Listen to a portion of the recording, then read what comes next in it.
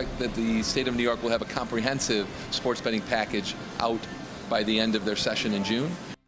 New York State could soon go all in on sports gambling.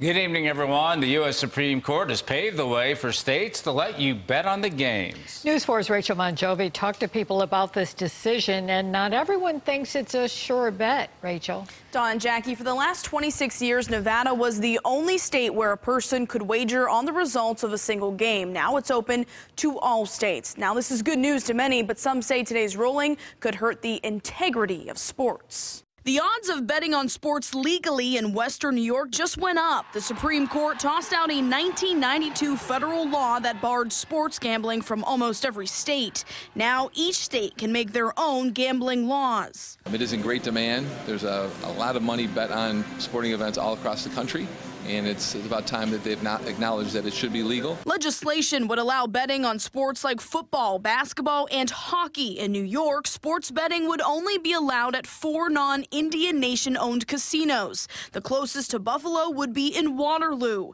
Racinos are hoping to get some of the payoff. The issue now is whether or not they're going to extend that so that the rest of the state will be allowed to have sports betting convenient and local to the residents. While this legislation seems to hit the jackpot for some, anti-gambling groups say it's a risky bet. But the impact in the real world is going to be terrible. It'll certainly create a lot of opportunities for corruption of sports. Some fear legalized sports betting will lead to point shaving. Joel Rose, a former vice chair of Stop Predatory Gambling, points to the 1919 World Series where members of the Chicago White Sox were accused of intentionally losing the game for money. Opponents say if legislation passes, more people will break the bank. It isn't going to create any new wealth.